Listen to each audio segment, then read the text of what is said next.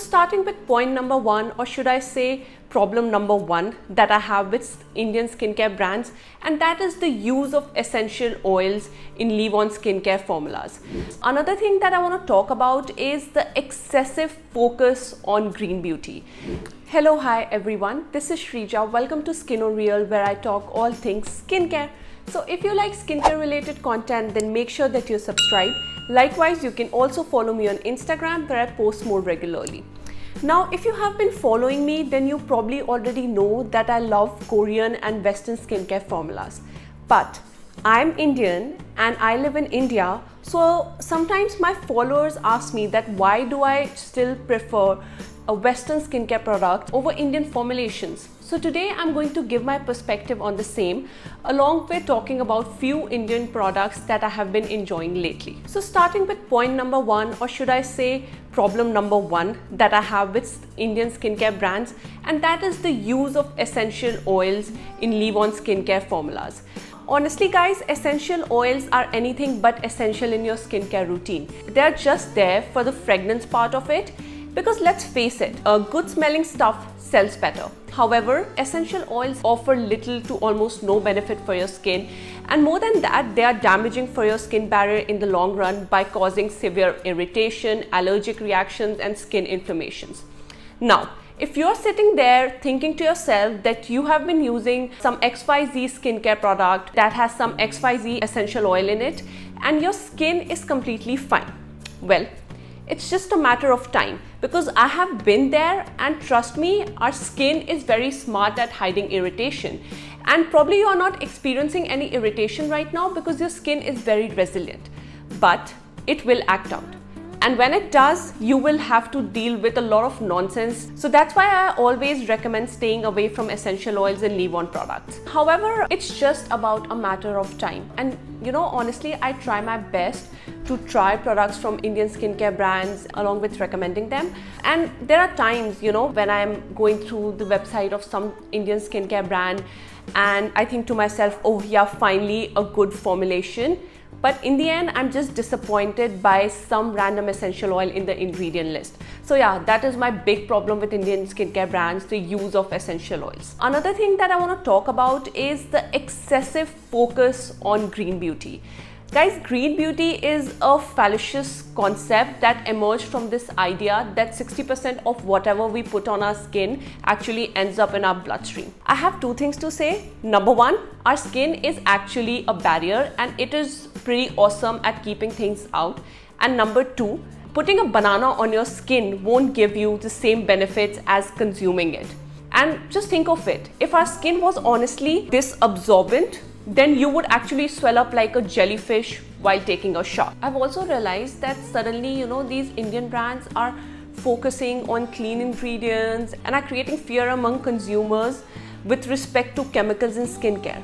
Okay, FYI, chemical is anything that contains carbon atoms. So according to the definition, you, me, water, plants, oxygen and everything on this planet is chemical. So you don't need to be scared of chemicals because some XYZ brand told you to do so. And honestly, you know, this I feel is undermining their capability of formulating amazing formulas. In my opinion, you should always approach skincare by asking this question, that are chemicals in this skincare product effective and safe for my skin, rather than asking, are there any chemicals in this skincare product? You know, when you start doing this, you are able to better analyze the ingredient list and see what works for you and what doesn't.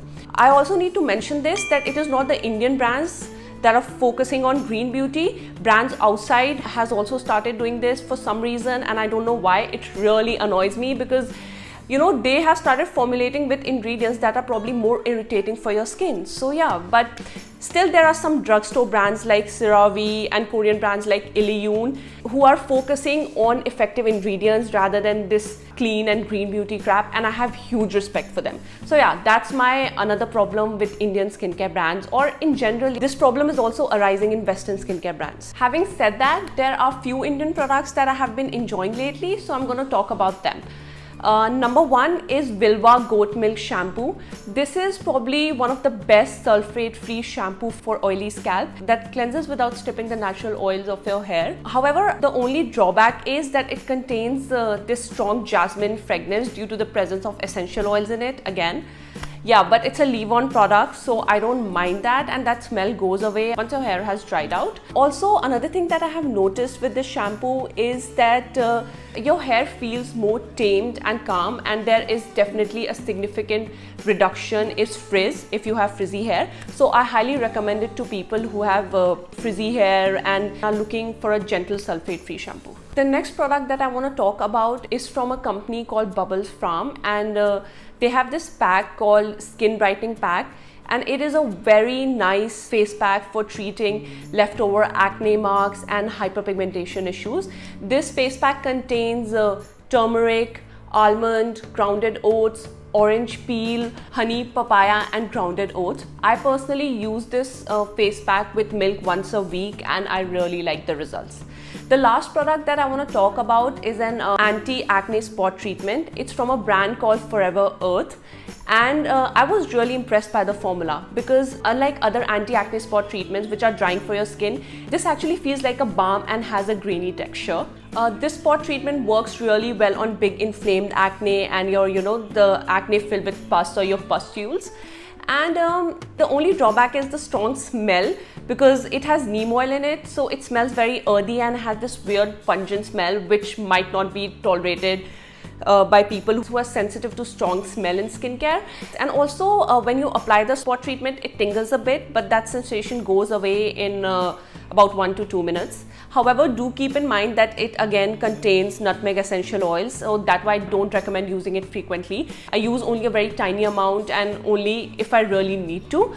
Another thing that I noticed from this product is that when the acne heals, it heals without the mark, and you really see noticeable results in about 2 days. So yes, I highly recommend this one, but then please be careful while using it. That is all that I have for you guys today. If you know any Indian brands that formulate without essential oils, let me know in the comments below and I will definitely check them out. Also, if you enjoyed watching this video, then please don't forget to like, share and subscribe. See you next time. Bye.